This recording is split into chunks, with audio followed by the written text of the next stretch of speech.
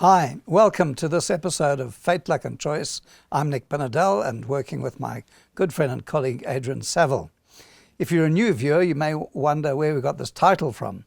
It comes from our thinking about what's next is always forced or shaped by the combination of fate, the past, luck, good or bad, things out of your control, and choice, what's left for you to make decisions about.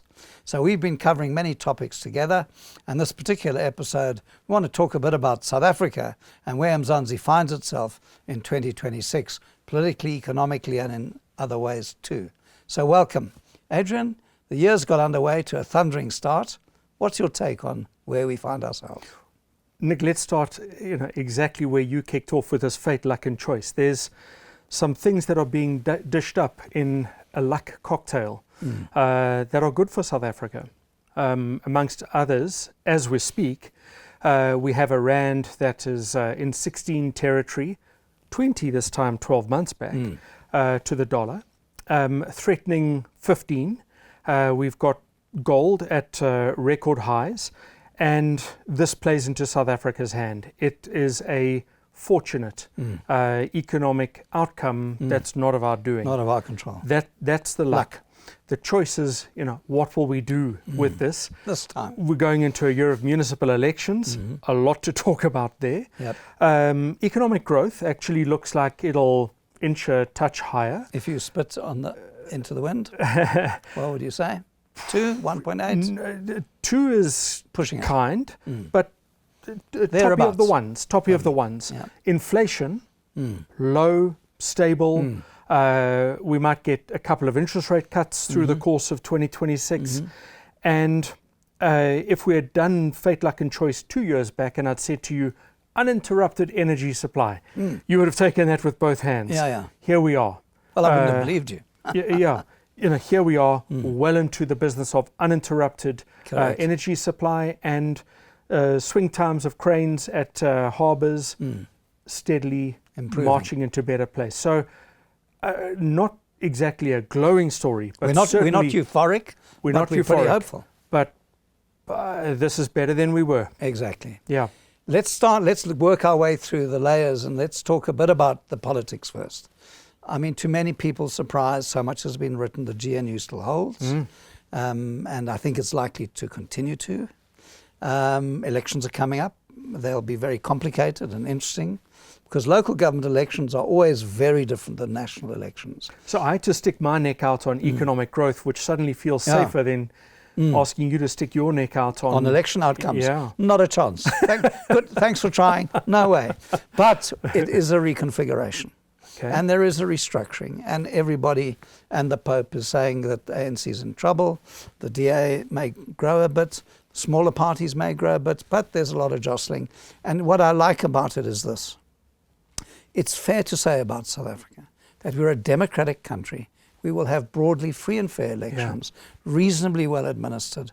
It is a gift that never stops giving, if you believe, as we do, I'm sure, in a democratic constitutional society. So local government elections will come and go. I think it's been a very interesting period politically for South Africa internationally. We've talked about that before. Where do we stand geopolitically? We need agile non-alignment. We've got non-alignment without the agility. And we need to build relations and partners and look for new markets and hedge against what's happening in the States. But I think politically we can say we kind of know that where this is headed for the moment. Big unknown is ANC succession, which of course in spite of not doing well in the next local government elections, it's still the hegemon and it's still the convener in a way, and succession is going to be an issue next year. Probably it will really be underway. Let me interrupt you with 2 things that you make me think of. The first, Nick, is this, that by definition strategy is taking difficult choices when you're faced with impossible dilemmas, and it seems to me one of my sense of frustration is that we aren't making difficult choices. We're pretending not to choose. Well, I think you've said it already, is that we've got a bit of a windfall, got a bit of the wind behind us. Question is, what do we do with it? And I think one of our silent catastrophes are in the social services arena. Health, education, social welfare. We really have to make that much more efficient. We can't carry this huge amount of grant making. As soon as we start growing, the burden of that may lessen over 10 years or so. We have to use this windfall very effectively. And I would put state reform right at the top of that list.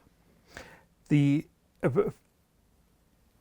spend on education, healthcare that you're speaking about, here another source of my frustration is that I think we are, I think that there is an act of folly here almost, because it's not about a shortage of money. South Africa spends amongst the highest as a percentage of GDP per capita on both education and healthcare, yet we have some of the poorest outcomes. And I've been vocal on this in the past, that one of the easiest places to get long-standing big returns on human capital is the first 1,000 days. And South Africa acts under some belief that it doesn't matter if you don't get the first 1,000 days right, you can fix it later. We'll catch up. And so there's this preference to, I suppose, deny the facts, or the evidence, not the facts, the evidence, let me rather use that term. But the second is my concern that there isn't a sense of urgency, that this will be okay. Because it's silent, it's not measurable, it's a 20-year thing. Bad education today has an outcome in 20 years' time. And so we ask Argentina, how's that going? Exactly. Potholes, well, that we've got to fix right now, or try. So, yeah, I think those are long-term things. And the point we're making, I think, is we've got a bit of breathing room now, politically and economically. So, we have an extraordinarily resilient business community. I mean, it's declined in some ways. That's a word that I would argue should be banned from South African. Which word? Resilient. Because I'm tired of being resilient. Yeah, but I'm afraid it's better than the alternative. No, you have to be resilient. Bad luck for you. Okay. Bad fate. Okay. So now I would argue is that our big companies are able to, our banks, insurance companies, we've got a business system. We're not trying to create one out of nothing, like so many other countries that are And now. so that is in our fate. It's a huge advantage. Yeah. Sandton and Stellenbosch are strategically important geographies with a lot of capability. What I was going to say is, I think in the last year or so, the relationship between the state and business has improved considerably. Materially. We have Binedell and all of these projects, which we don't read about every day, but are carrying on. Quietly getting on with it. So the way I hear you talking is, this is greener. Yes, it's greener. Yeah. Last year I looked for little bits of green amongst the concrete blocks. Struggled. Now they're there. Yeah. And let me also say to you, I don't know how you think about this, but South Africa is a complete contradiction. And so my question to you is, where do you think we outperform? Where do you think we're okay? And in which areas are we in trouble? We've touched on some trouble. But I would argue we still have the capacity, industrial, economic capacity, especially in the financial arena, to build a productive economy in the new economy environment. What do you think? Can we do that? There's a couple of places where, when you talk about sort of industrial capability and potential, they tend to sort of fall into the default. And tourism would be the most obvious. So historically, South Africa has had two industries that sit at the heart of our industrial competitiveness: mining and agriculture. And we have natural advantages in those. So whilst I would agree with you, financial services, which is actually born. It's an enabler. Yes. It's an enabler. We can punch way above our weight. I agree. And I've been at the Kool-Aid fountain of time group. This incredible business born out of South Africa. But of course there are iconic businesses that predate that. Name any one of South Africa's large financial services, starting with the stock exchange. Sure. So we've got these deep capital markets, sophisticated financial services. I think that we have forgotten about the incredible capability in both agriculture, and mining. And I would add also to the depth of institutions.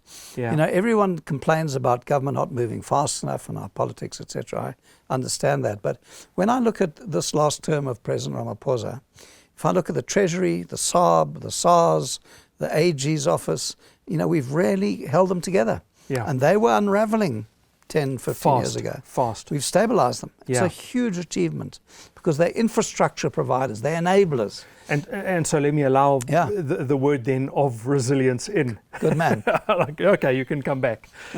Because if we weren't resilient, Yeah. those would have been Fallen confiscated. That takes us to two things I'd like to raise, maybe one a bit controversial.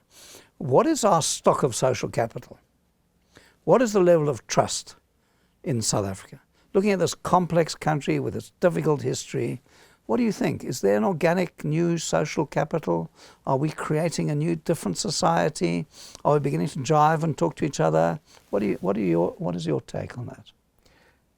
It's almost like we're schizophrenic on these things. I mean, you've just done this tour of the country, so maybe I should ask you, because you've got the dipstick into, and especially off the N1. You know, that's where you've been venturing. So I'd love to hear your thoughts.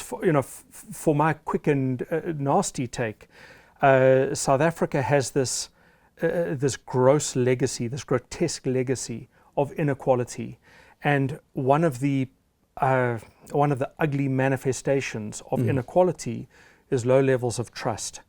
So you're almost stuck in this sort of chicken and egg that how do we learn to trust without redressing inequality? And in order to trust, you must first redress inequality. So I don't want to Tell me your story. simplify this, but I just did, as Adrian said, a 6,500 kilometer drive. And as you said, not much on the N1. And I was traveling with my lovely Australian sister, South African Australian sister, who's been living there for 50 years. And she comes often, but she, you know, I'm in the flow, she takes the stock.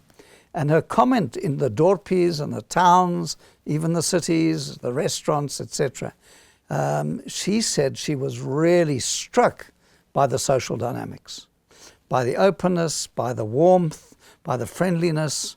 And we were in some interesting spaces. It wasn't all Cape Town kind of experience. And so I think that's organically coming. We gradually are finding each other. Yes, we've still got extremes, but there's a center. And I think the center, from a social point of view, from the social contract point of view, is going to hold. That center holds. The center will hold.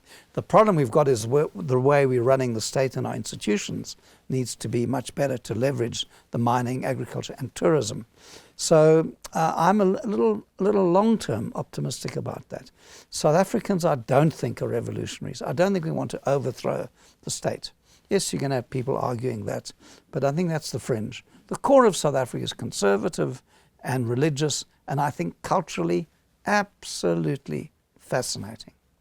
What I've said all my life is how we've got in the room, what we're doing in the room is not how we're going to get out of the room. When I think about society, I think about religious groupings, I think about community organizations, I think about everyday experience in the Spar or the ShopRite. This country is incredibly interesting. We leave out always our minority societies. Maybe you and I are those in those minority groups. But I think of Indian South Africans, I think of South Africans of mixed race, I think of migrants, I think of hardworking, entrepreneurial, and just hardworking people who've put up with things that are extraordinary. And I think that's a part of our essence. It's a bit like Russia. You know, Russia has been abused for 500 years. Russia had the Romanovs for 300 years, the Communist Party with Stalin for X number of years, and now the little bald Tsar. And they're just tough people. They're a get-on-with-it people. I think we've got an element of You're not planning on travelling there anytime soon, I Not suspect. that I'm aware of. What you remind me of... Although I'd like to, because it's an extraordinary country, Russia. You may... Okay. We'll leave you up to that adventure this time next year, Nick. We meet again. Then. But you in your comments about the centre will hold, what you remind me of the things that are going on at the fringes, and this plays right into the conversation about luck, is South Africa, the economic historian Charles de Kiewit famously says, is a country that has advanced economically by windfall and politically by disaster. Imagine, if we could reverse that. Now, there was a political windfall that was called 1994. Correct. Where the assassination of Chris Hani, arguably South Africa should have descended into civil war. Yep. So there was a political windfall then. Yeah. But it seems like that windfall we've squandered. And I wouldn't say we've squandered it. Because when let me share with you this drive, the housing. Well, no, I've seen, I'd say no, you can't argue we've squandered so it. Too harsh a word. Too harsh a word. Okay, so let me wheel back the word. Yep. But if South Africa had progressed according to our political plans, right, what are tabled from the mid-1990s to now, our per capita income would be in the territory of top middle income. Yes. We'd be in $20,000 per person instead of $6,500. We'd be South Korean. Exactly. That's the Polish story, South Korea, Vietnam, etc. And one of the tragedies is relative isolation. South Africa's a fairly inward-looking country, and we don't have neighbours that make us jump and dance. They're not strong economies around us. And countries that are surrounded by advancing countries, lift the game. And we've a bit isolated, I think, a bit inward-looking. And so, to my mind, Nick, that opens up conversations where perhaps we can go next in Fate, Luck and Choice, get other people's voices into the room to talk about what are the things that South Africa can do, and particularly from an industrial perspective. What are the advantages that we can harness? What are the lessons that we can learn from other places? What are the lessons that we can learn from our own past that will help us get our hands on the wheel? I'm sufficiently optimistic to put forward the Springbok rugby team and say to you, look, it's an extraordinary story. If you think what South African rugby was 30, 40 years ago and what it is today, facing the extraordinary potential of a fifth World Cup.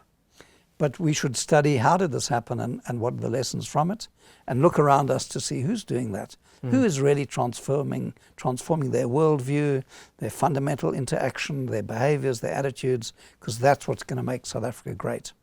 I really look forward to that conversation, Nick. Thank you, and thanks for watching.